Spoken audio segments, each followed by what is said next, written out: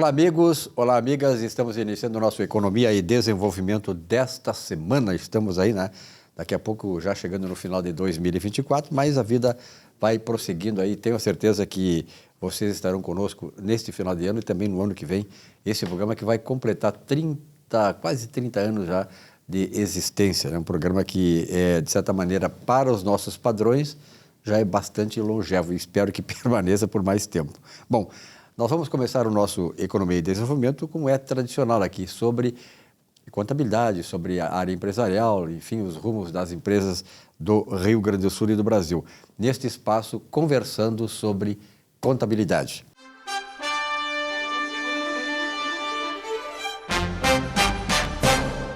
Professor Salésio D'Agostini.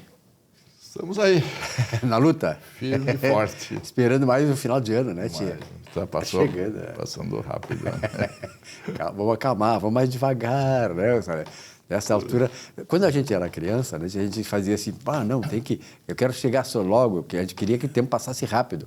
Agora inverteu, né? A gente vai devagar, não precisa apressar tanto, né? Mas, Salésio, o Luiz Alberto Mendonça, de Belo Horizonte, um abraço pessoal de Belo Horizonte, adoro Belo Horizonte, Belô, né? O Luiz Alberto está fazendo uma questão importante para ti aqui. Ó. Ele diz assim, o Conselho Federal de Contabilidade tem se preocupado com as práticas ambientais, sociais e de governança, exigindo a inclusão destas práticas no relatório financeiro das grandes empresas a partir do ano de 2026. O que o senhor tem a dizer a respeito? Tudo bem. Vamos lá. O que é que diz o Conselho Federal de Contabilidade? Tá? Ele diz o seguinte, tá? Que considera que a agenda ambiental, social e governança é uma das principais tendências para o setor contábil em 23. O CFC adotou uma regra que exige a inclusão desses relatórios nos relatórios financeiros de contabilidade empresarial a partir do exercício fiscal de 23. A agenda, ASG, visa a adoção de práticas que englobam ações voltadas à sustentabilidade do meio ambiente, da melhoria social das comunidades e do controle dos recursos utilizados nos meios de produção e prestação de serviço. E continua, dizendo, essas normas procuram estabelecer os critérios para avaliar os riscos, impactos pelos agentes econômicos, que provocam dano ao meio ambiente, ao social e a reforma de governar o agente econômico e social, relatando os aspectos ambientais e sociais de governança ao divulgar as demonstrações contábeis. Diz ainda que este relatório será denominado de informações de sustentabilidade. Meus colegas, é importante nós fazermos 2 registros. Primeiro registro. O Conselho Federal de Contabilidade, ele não tem capacidade legal para exigir obrigações, ok? Esse é o primeiro aspecto. Quem exige obrigações é o poder legislativo através das leis. Nós só podemos fazer aquilo que a lei estabelece. Primeiro ponto. Segundo ponto é a função do Conselho Federal de Contabilidade. Vocês sabem muito bem que o Conselho Federal de Contabilidade é um órgão para fiscalizar o exercício da profissão contábil, para que leigos não exerçam atividade profissional. Ele tem que criar mecanismo para dar proteção. Ele tem que verificar se o ensino contábil brasileiro está indo ao encontro das necessidades da sociedade. Ele tem que verificar se a sociedade está amparada pelos serviços que os profissionais exercem.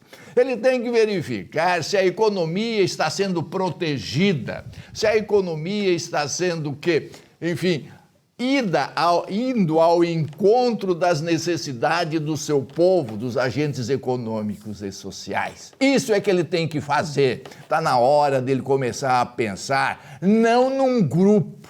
Está na hora dele pensar, porque, na verdade, o Conselho Federal de Contabilidade se transformou num grupo de interesse dos investidores. Ok.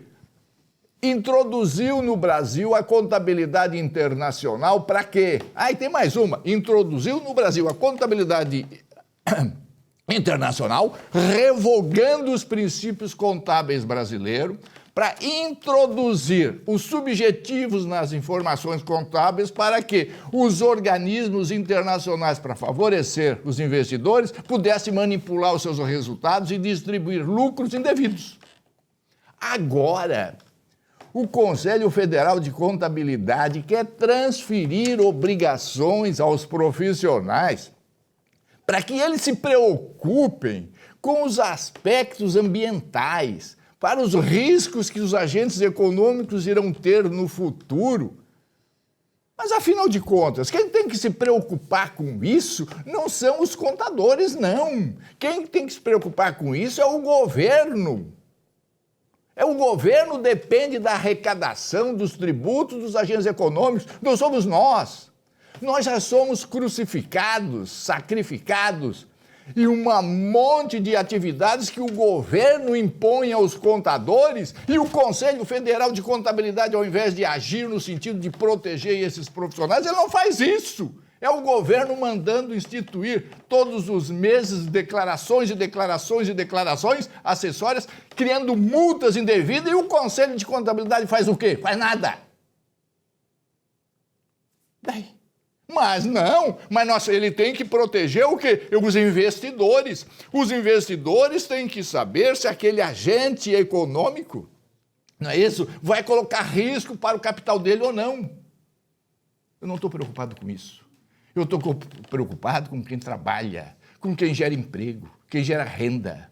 Nós estamos preocupados com a riqueza nacional, com o desenvolvimento econômico nacional, e é isso que o Conselho Federal de Contabilidade tem que se preocupar. Tem que se preocupar com o seu profissional, com o seu contador.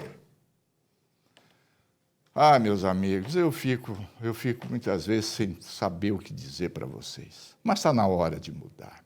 Nós não temos hoje nenhum órgão que protege a contabilidade brasileira. Não temos nenhum órgão que protege o profissional brasileiro. Nós temos um órgão preocupado com um grupo que trabalha com as comissões de valores mobiliários, que quer que aplica todo o nosso dinheiro, que não é pouco, simplesmente para proteger este grupo, para proteger este segmento. E nós estamos simplesmente abandonados. Está na hora de mudar. E só vai mudar uma coisa, meu amigo.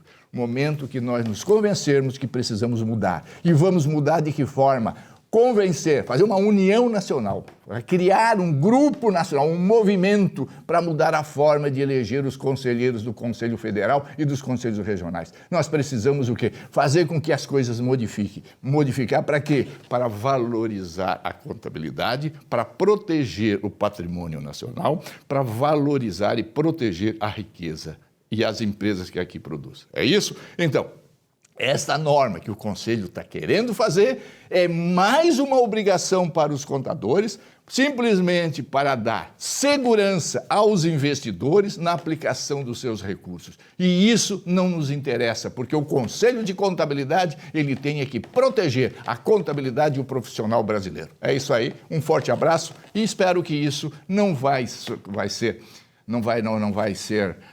tornado realidade, porque o Conselho de Contabilidade, como eu disse, ele não pode exigir coisas que não sejam através de lei.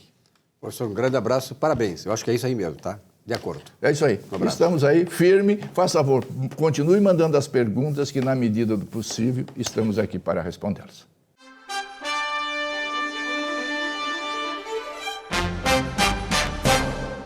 Olá. Não somos o centro do universo, como lá atrás imaginávamos com indisfarçável soberba. Sequer o somos do sistema solar, conforme Nicolau Copérnico provou ao revelar a teoria heliocêntrica, cujo rei é o Sol. Também não somos superiores aos animais, mas com eles dividimos uma certa inteligência compartilhada, segundo a comprovada teoria de Charles Darwin. E para completar, o senhor Sigmund Freud veio com mais esta: quem manda em nós é o inconsciente, não o nosso consciente. Ou seja, sequer somos donos do nosso próprio destino, afinal. Então, o que fazer? O jeito é nós nos reconciliarmos com o Criador para atenuar a dor e o sofrimento de sermos, isto sim, meros andarilhos, sem rumo e muitas das vezes sem mesmo um propósito para viver por aqui. O que se vê, porém, é nossa deslavada e inconsequente revolta contra o Criador e a frenética busca para fugir e se afastar dele. Não é por outra razão que vivemos esses tempos de total desvario ético e moral da sociedade. A ruína moral tem sido devastadora para a própria sobrevivência de nossa espécie. Os tempos previstos pelo apóstolo João no Apocalipse, enfim, tornando-se dura e cruel realidade e nos alertando para a chegada inescapável do final dos tempos. Pense bem nisso e boa semana. Muito bem, nesse espaço do nosso Economia e Desenvolvimento, nós vamos, de certa maneira, tocar no fulcro central, né, do objetivo desse programa, que é o lado empresarial da economia e tal, e, sobretudo, a nossa economia do Rio Grande do Sul. Nós sabemos aí que não tivemos só a pandemia lá atrás, né, mas tivemos as enchentes desse ano, e elas provocaram uma certa devastação na área econômica do Rio Grande do Sul, não só no setor agropecuário, mas também no setor industrial, e principalmente aqui na região metropolitana. Wesley Lacerda, que é um grande empresário aqui do Rio Grande do Sul, lá de Recanto Maestro, obrigado uma vez mais pela tua presença aqui. Silvio, que prazer estar aqui contigo de novo. É uma honra conversar contigo e compartilhar a tua bancada aqui com os teus telespectadores. E é sempre uma instigante relação, porque tu bota a gente para pensar e bota a gente em dúvida, então isso funciona bem. Na verdade, né, Wesley, nós estamos num processo assim, de reconstrução, né? Principalmente do Rio Grande do Sul. Eu nem vou falar do Brasil com a pandemia e tal, que está longe a coisa e tal, lá é o Brasil. Mas nós aqui no Rio Grande do Sul tivemos uma devastação total, que foi aqui, sobretudo na região metropolitana, em vários municípios do Rio Grande do Sul, 60% dos municípios foram atingidos. Como é que tu está vendo esse processo todo de reconstrução? Porque, na verdade, ele tem vários níveis, né, de reconstrução. A questão econômica, de infraestrutura, a questão política, a questão social, né, as instituições, enfim. É um processo todo muito demorado e muitas vezes nem sempre muito bem percebido pelos governos, né? Então, como é que tu está vendo isso? Bom, Silvio, assim, esse é um tema complexo de ter uma síntese, né? Que a gente consiga compreender todo o contexto com uma síntese. Então, eu poderia dividir essa visão por segmento.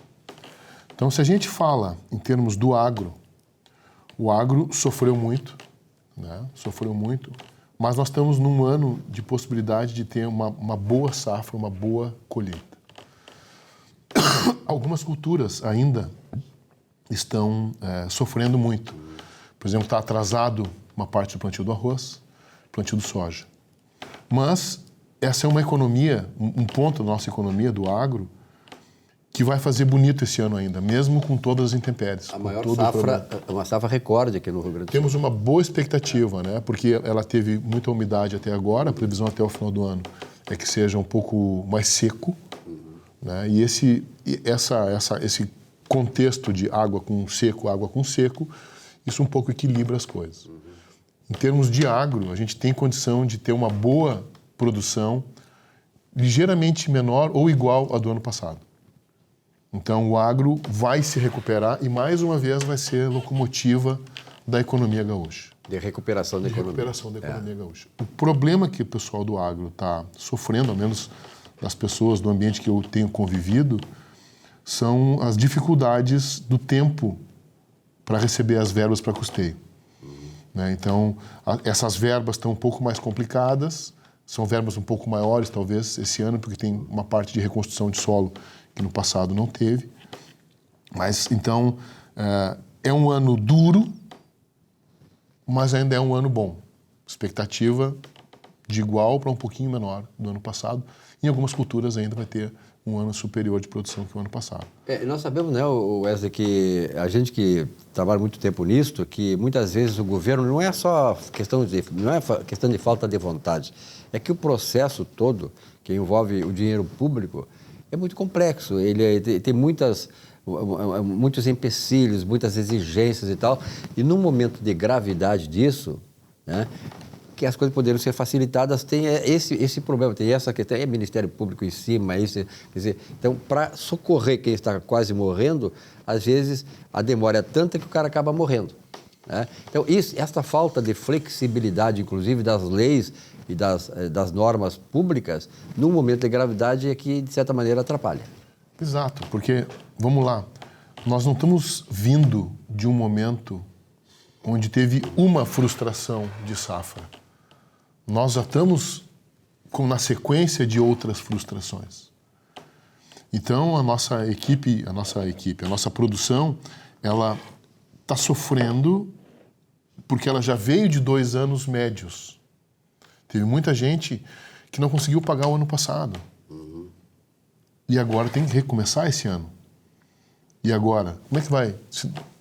Pecado do passado, pecado desse ano, necessidade de investimento. Pecados acumulados, a coisa toda complica. Complica bastante. Então, assim, não está um ano fácil, mas a expectativa, no meu ponto de vista, ainda é boa. Em termos de economia, para o resto da economia da gaúcha, eu acho que o agro ainda tem uma boa perspectiva de fazer uma safra boa esse ano, apesar de todos os problemas. É um pessoal que luta muito, que briga muito, que resolve e que não tem final de semana, porque a natureza não tem fim de semana, não tem pandemia, não tem enchente. Claro, a natureza toca o seu ritmo. Toca o seu ritmo. E nós é que temos que ter essa percepção dessas coisas, né? Porque conforme o ritmo da natureza, nós temos que nos adaptar e saber explorar exatamente esses ritmos, né? De boa e de ruim. Mas a tua região lá, por exemplo, que é lá do Recanto Maestro, ali inclui Restinga Seca, uma série de municípios importantes daquela região, próximo de Santa Maria, né? Exato. Agora, o que predomina mais ali do ponto de vista do agro? Ali é uma região eminentemente agrícola, ali tem muita soja e arroz, principalmente, né? Tem de tudo, mas tem muita soja e arroz. Agora soja, começa arroz, trigo, feijão, né? Agora começa uma cultura das oliveiras, no Recanto Maestro. Que maravilha, né?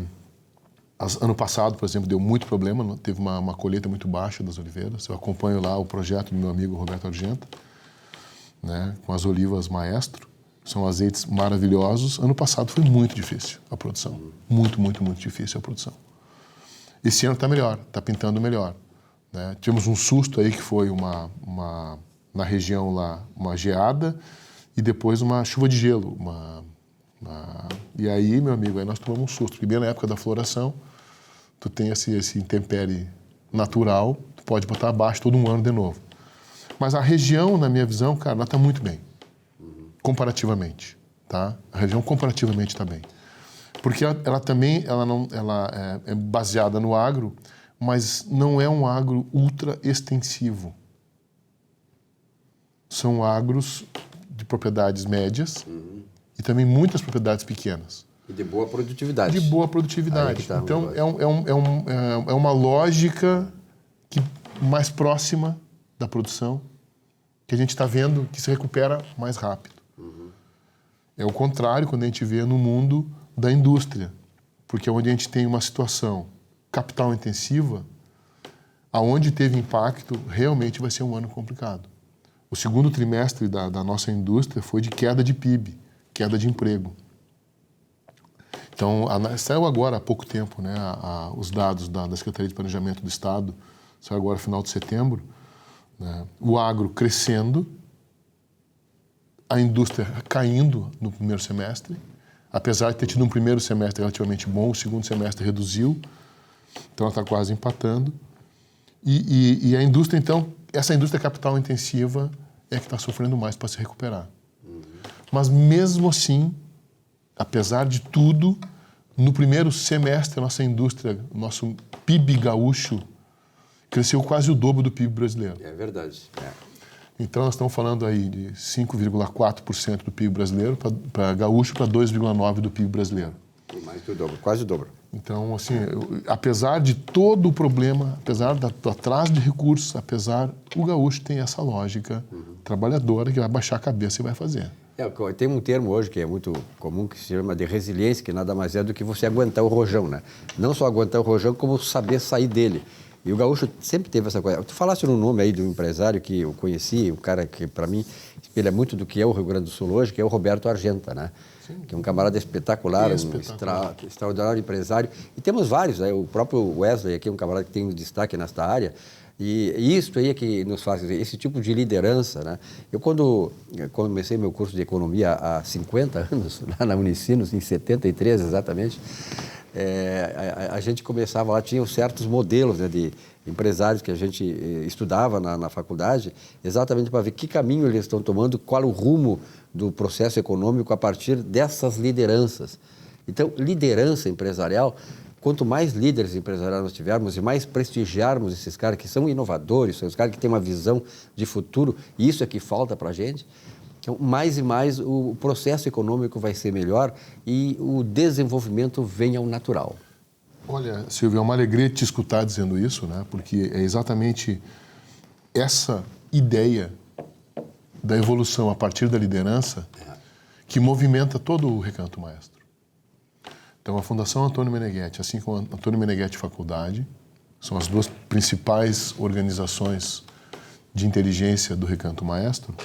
Toda a estratégia é o desenvolvimento da liderança, sobretudo a liderança local. Então, a gente tem dentro de uma faculdade a formação do líder local, o líder que vai investir naquela região, vai correr risco naquela região, vai gerar emprego naquela região. E conhece a região também, né? Conhece a região. A gente evita um êxodo de inteligência desse mercado, a gente propicia novos investimentos. O Recanto Maestro tem mais de 70 empresas hoje. Porque a faculdade ela tem o papel de desenvolver a mentalidade do indivíduo para que ele aprenda e se responsabilize pelo próprio sucesso. Mas essa responsabilização vem trabalhada em dois grandes aspectos. Um técnico formal, que é a educação superior, onde dentro da Antônio Meneghetti Faculdade se tem uma dinâmica de liderança, desenvolvimento do potencial de liderança, estímulo ao jovem para que ele empreenda, para que ele se responsabilize, para que ele faça. Né? E junto com isso tu tem 70 empresas onde ele exercita. Porque é um composto. A faculdade dá o conhecimento. É uma coisa integrada, e a vida né? real dá a prática.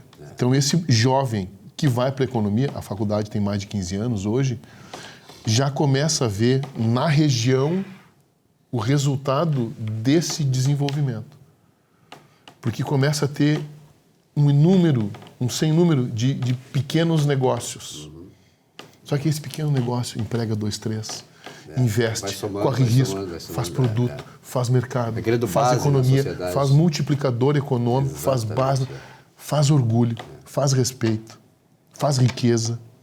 Então, a gente tem um microambiente extremamente incentivador, onde todo mundo sabe, cara, crise vai ter sempre, mas a gente vai fazer a nossa evolução a despeito da crise. Não tem que resolver a nossa vida. É muito bom te ouvir isso, e sobretudo na questão da economia, da Faculdade de Economia lá da região, né, de Recanto Maestro, porque quando eu comecei esse curso de economia, eu falo isso porque, na verdade, nós somos produtos do passado, nós somos hoje a soma de tudo que se fez até hoje, né? O homem é subproduto disso, nós somos exatamente o resultado de tudo que veio das civilizações lá desde o princípio. Então, se dizia lá o seguinte, eu tinha 3 opções, curso de ciências contábeis, administração ou economia. E aí, quando eu fui para o curso de economia, um professor chegou para mim e disse assim, ó, João Verley, já faleceu, era um professor de administração, ele disse assim, ó, Silvio, pensa bem o seguinte, ó, hoje, para te ter emprego, na área privada, tu tem que ir para a administração ou ciências contábeis. Economia é uma coisa só do setor público e pá. Graças a Deus, esse estigma que nós tínhamos lá em 70, a década de 70, passou. Porque o economista, ao contrário, sem desprezar a administração e ciências contábeis, que são fantásticas, é a base de tudo, mas o economista tem a visão global da sociedade. Ele vê a floresta, né? Aprende ali no curso de economia a ver a floresta, e não só a árvore. né? Então, eu nunca me arrependi de ter feito o curso de economia e hoje lecionei a área de economia, história do pensamento econômico, que é uma coisa fantástica. Então, hoje, graças a Deus, fico muito feliz de ver que lá no Recanto Maestro, esse pessoal todo está ensinando para essa gurizada exatamente a ver a floresta toda, né? Porque não adianta tu cuidar só da árvore se a floresta está pegando fogo. Pois é, olha só que interessante, né? A minha formação também é em economia, mas o meu mestrado é em administração. Veja assim, olha que casamento maravilhoso. E na Antônio Meneghetti Faculdade, o curso dessa área é o curso de administração. Só que a gente tem uma formação integral humanista que faz esse aspecto da inclusão do raciocínio do estudante, futuro empreendedor, possivelmente, como uma mente aberta para entender o todo. Porque ele parte do entendimento do ser humano. Então, por mais que sejam cursos técnicos, contábeis, temos contábeis também, administração, psicologia, ontopsicologia, pedagogia, gastronomia, direito, sistemas de informação, agora vindo hotelaria. Então, por mais que sejam cursos que têm técnica, todos esses cursos têm junto uma formação humanista, de liderança. Holística das coisas. Exato. E aí a gente tem um indivíduo com uma visão, uma concepção de ser humano responsável, capaz da própria realização, com conhecimento técnico para aplicar na sociedade. Aí tu tem um mix muito bacana, que é um empreendedor, a pessoa que está disposta a puxar, a correr risco, a fazer. Né? Então, a gente tem ali, no Recanto Maestro, acabou crescendo esse assunto aqui entre nós, a gente tem ali uma ilha de bem-estar. E todo mundo que chega lá entende imediatamente. É uma ilha de bem-estar e de prosperidade. Porque, veja bem o seguinte, eu quando comecei a fazer essas palestras e cursos, eu sempre toco nessa questão. Se nós pegarmos as sociedades que evoluíram, né? Eu não gosto de falar isso, mas rapidamente assim, ó, desde os tempos dos sumérios, que saíram lá da Mesopotâmia, né, na cidade de Ur, que era o patriarca Abraão e tal, lá começou a civilização. Então, esses camaradas nos ensinaram exatamente isso, né? Que uma sociedade, ela evolui quando ela tem uma mente de prosperidade, de crescimento. Então, aqui no Brasil, eu passei essa fase, graças a Deus, não fui contaminado com isso, embora muitos colegas meus tenham sido contaminados. E muita gente ainda está contaminada. Ah, não, ter prosperidade é ruim e tal. A prosperidade é do ser humano. O homem foi criado para ser próspero, senão Deus não teria colocado a habilidade para o homem para explorar a natureza. Para, através da natureza, ganhar a sua vida e prosperar e fazer com que todos os homens, seres humanos, prosperem. Então, a prosperidade é a raiz de todo o processo de desenvolvimento econômico. Então, parabéns a Recanto Maestro, parabéns a essas pessoas que estão transmitindo essa nova mentalidade, porque tudo começa na mente, né? Aqui está o fracasso e aqui está o sucesso. Exatamente isso. Vamos lá, né? O Recanto Maestro é um capítulo importante nessa conversa, né? Mas é o pensamento de um grande líder, Antônio Meneghetti, patrono do Recanto Maestro, né? Fundador da ciência ontopsicológica. Esse homem fez, no mundo inteiro, diversos recantos, sempre com a mesma lógica. Desenvolve o ser humano, sobretudo o ser humano com potencial de liderança diferenciado, na região, e esse indivíduo, através da sua atividade, da sua ação, produz o bem-estar no seu entorno. Então, é seguramente a maior política de transmissão do bem social, o desenvolvimento da liderança. Porque essa liderança investe localmente para produzir o próprio bem-estar, mas também, como resultado, tem a evolução do seu contexto econômico, do seu contexto social. Ele gera cultura, gera bem-estar, gera economia. Então, se a gente pegar verba pública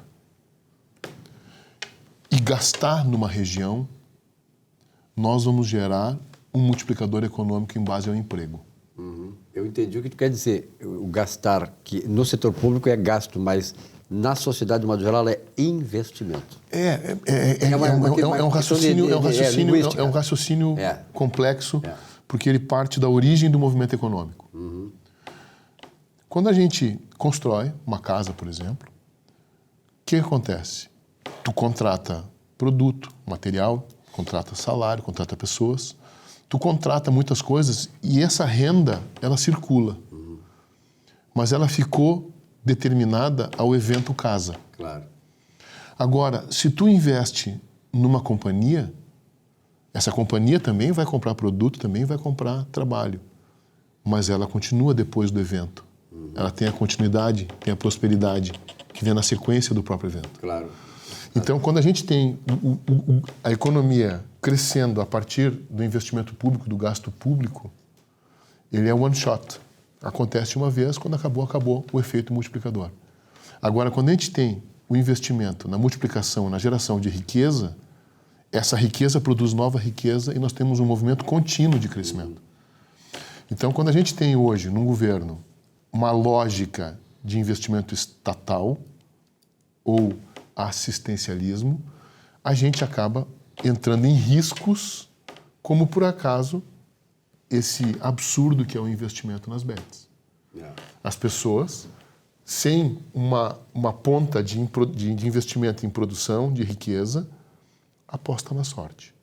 Então, quem não tinha nada recebendo Bolsa Família, são 3,5 bilhões de reais que saíram do dinheiro do Estado através de programas de governo e foram para as apostas. Não viraram multiplicador econômico, não viraram geração de riqueza, não viraram emprego. E não foram usadas naquilo para o qual foram criadas. Então, a gente tem aí um modelo muito fácil de ver como o Recanto Maestro, com a sua lógica empreendedorial, é uma fonte de sucesso. E quando a gente tem uma lógica assistencial, uma fonte de dependência. E de fracasso. E de fracasso. Perfeito. Bom, eu tenho vários assuntos para tratar com o Wesley. Vou aproveitar só os últimos minutos que temos aqui com ele, porque, na verdade, essa é uma conversa espetacular. E este é o propósito do programa, trazer a discussão desses assuntos, né? Eu fico muito feliz de ter conhecido o Wesley há pouco tempo e tal, e trazer ele agora, vai ver todo mês no programa, porque nós temos que trazer ao debate essas questões, que são cruciais. É o germe através do qual nós vamos transformar esse país ou não. Nós tivemos aí agora, nessa semana, Wesley, a realização de eventos que eu já cubro há muitos anos, como a Construsul, né?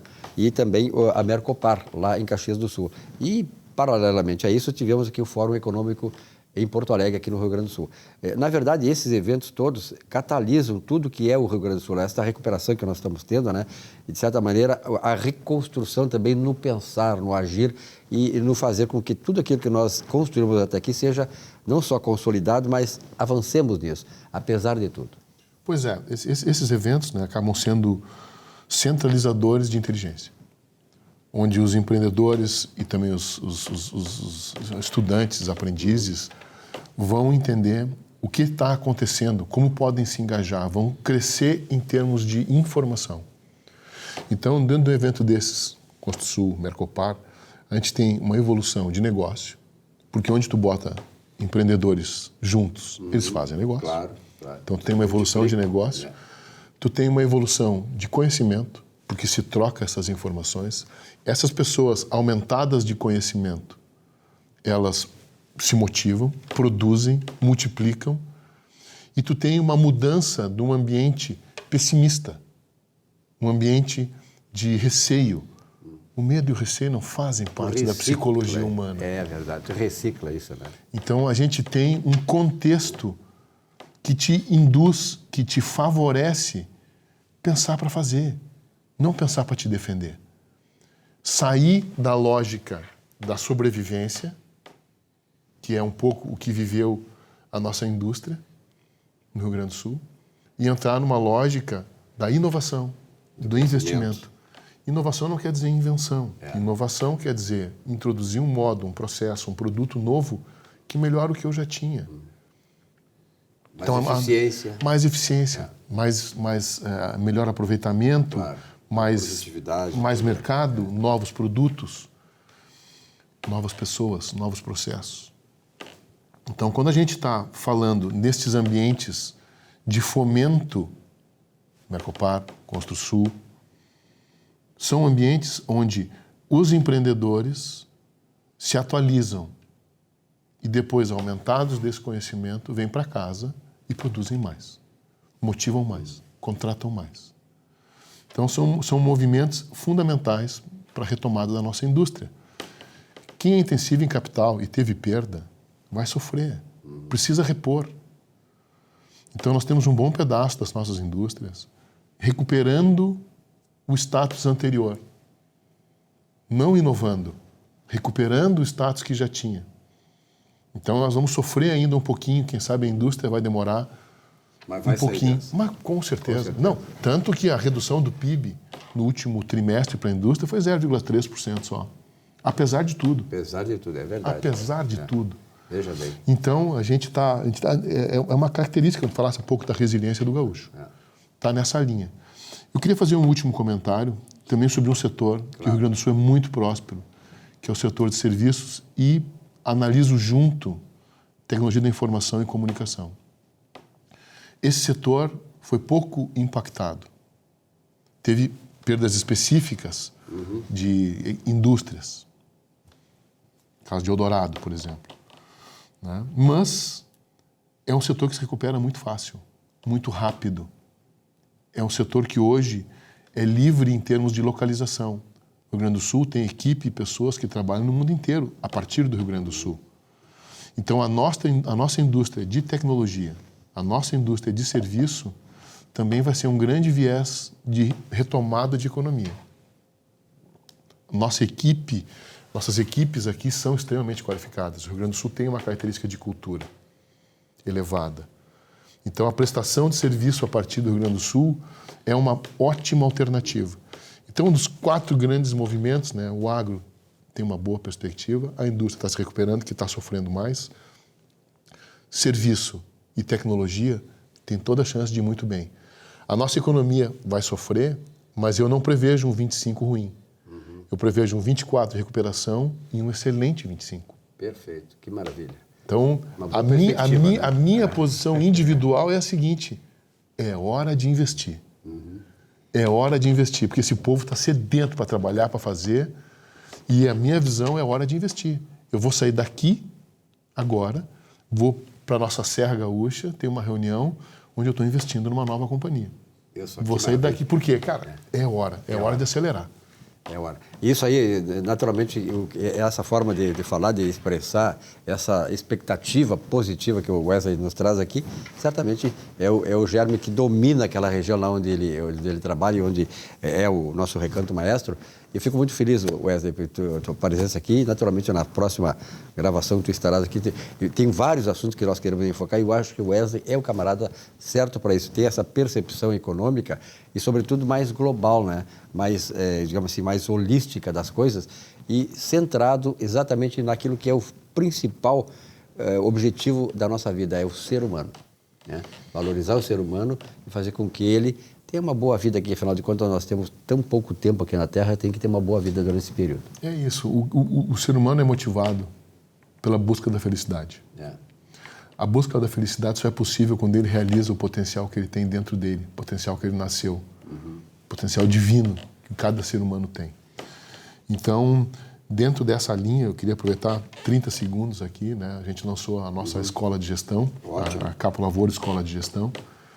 Nós vamos ter agora, nos próximos dias, o próximo workshop, que é exatamente um modo de auxiliar os empreendedores a focarem no seu negócio para serem especialistas.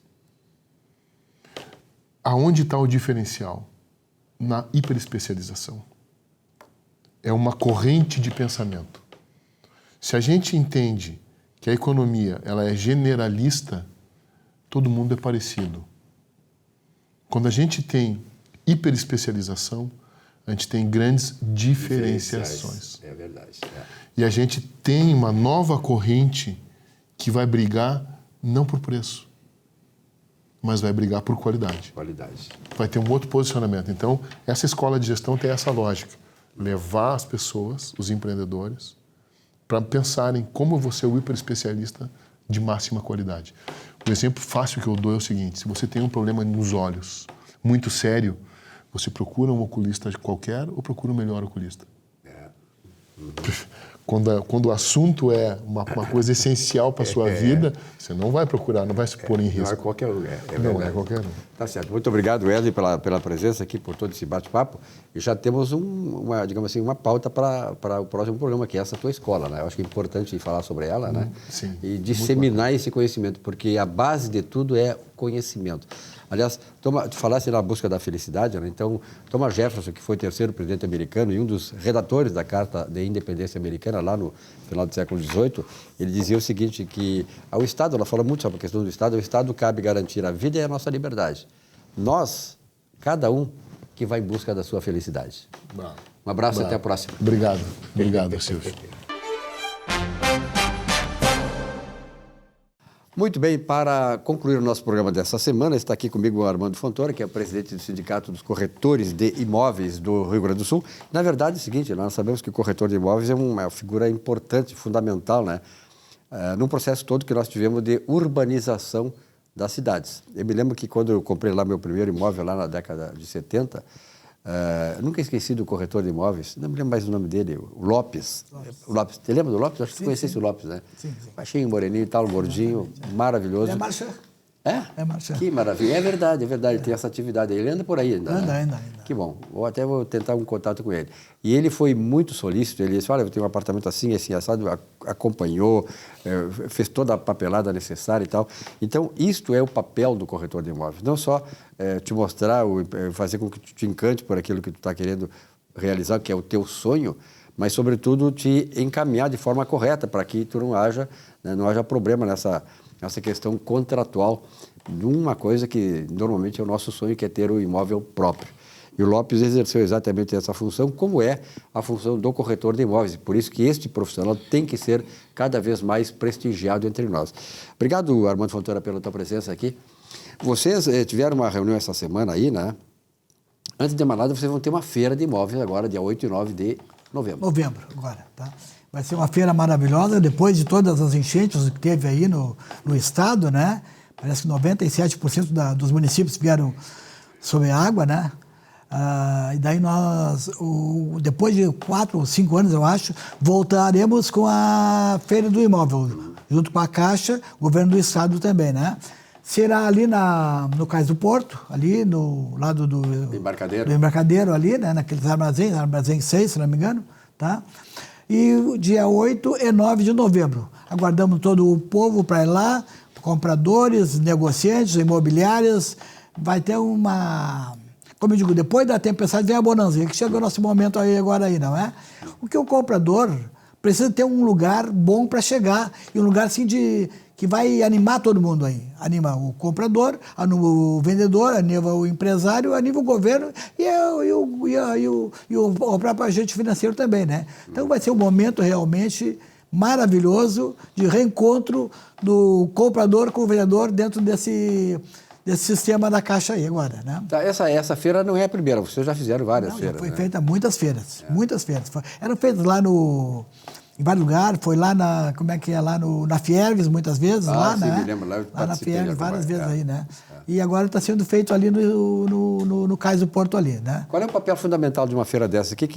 Qual é a expectativa que vocês têm, né, como dirigente profissional dos trabalhadores, corretores de imóveis, em relação ao evento em si? Olha, Silvio, eu digo o seguinte, todos os dias a gente tem que levar uma injeção de ânimo, não é? É verdade. O vendedor, o comprador, até o comprador tem que estar animado, não é? E essas feiras, eles promovem essa ebulição também, de né? coisas boas aí, né? Isso aí. Então, é isso que é importante, né? Tu chega lá, levanta, como diz assim, levanta, toma o seu banho, bota seu perfume lá e vai com garra, com vontade para encontrar o comprador que vai estar lá. E o comprador também, ele vai nesse mesmo intuito, né? Hoje vou comprar minha casa própria, vou escolher a minha casa própria. Tem vários locais aí da cidade, né? Pô, olha que maravilha, a melhor coisa do mundo é a gente ter a propriedade da casa, ter o endereço, isso é importante da gente, né? O meu pai já dizia desde quando eu era pequeno que uma pessoa tem que ter a casa própria, não pode estar alugando toda a vida aí que está botando dinheiro fora, né? Então, esse momento é um momento quase que quase que é ímpar esse momento. É um momento mágico também. É um momento mágico, um momento alegre, um momento que a gente estoura champanhe lá naquele momento lá, pela compra da sua casa própria, né? Pela mesma expectativa porque comprar a casa própria. Claro, vai passar por um processo ali de aprovação de cadastro, é claro, como tudo que é coisa, não é, Silvio? Tá? Mas aí, o momento é esse, o momento é agora, depois de toda essa enchente que o Estado recebeu aí, não é? Esse encontro lá no Cais do Porto, que hoje está limpo, está bonito, está recebendo lá o povo lá, e vamos fazer negócios lá, né? E aguardamos outros corretores, aguardamos as empresas que estão lá, hoje já tem mais de 20 empresas lá que já reservaram espaços lá, não é? E aguardando lá para encontro com os clientes. Né? Perfeito. Armando, tu que tem essa experiência toda, um profissional já destacado, já com bastante experiência no ramo aqui em Porto Alegre, como é que tu está vendo assim, o desenvolvimento urbano de Porto Alegre? Porto Alegre, nós sabemos que cresceu muito lá para a Zona Norte e tal, né? Eu raramente vou para a Zona Norte, mas passei um tempo atrás aí lá na Zona Norte e realmente é uma outra cidade, um outro...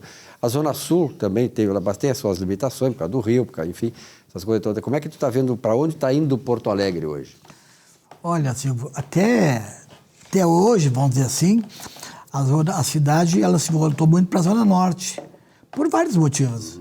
Uma que tem emprego por lado de lá também, tem muito mais emprego que tem na Zona Sul, não é? Uma área muito maior, né? Muito maior. Agora, em contrapartida, não tem mais grandes áreas para fazer empreendimentos grandes na Zona Norte, não é?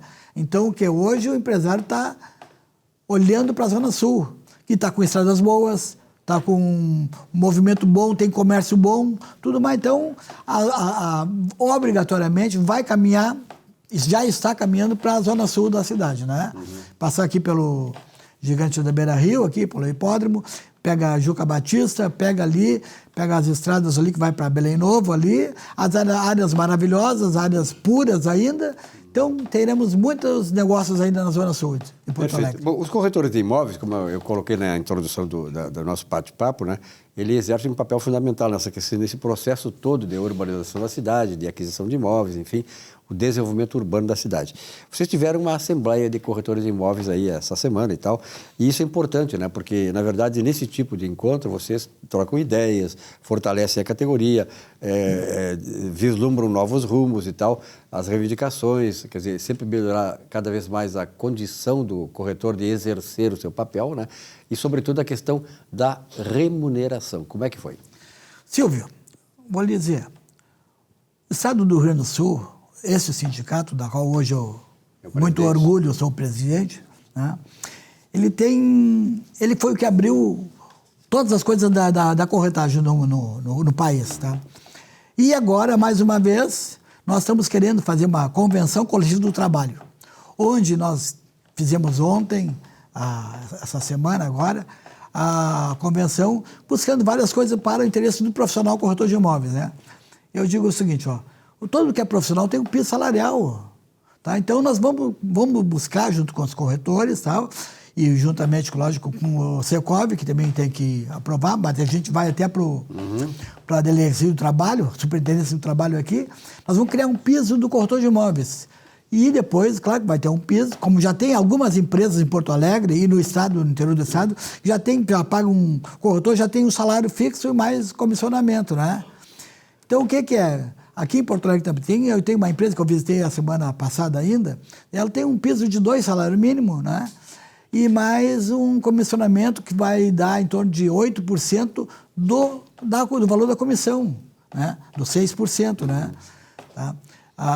Então, o que nós estamos fazendo lá? Eu estou pensando, claro que todo mundo é um grupo de pessoas lá que estão estudando valor aí, não é?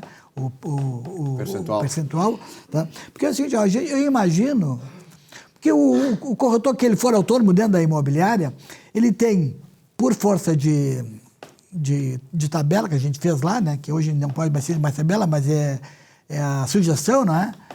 Então, tem 33% da comissionamento fica para o corretor que dá a venda. 17% fica para o corretor que faz o agenciamento, no caso do imóvel avulso. Isso perpassa 50% do valor da comissão. Claro que o corretor que for empregado de carteira assinada tem os custos da CLT todinho aí, não é?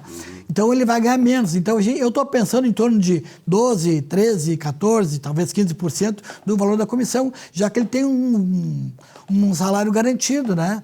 Porque o problema todo, Silvio, entre tantos problemas aí, tá?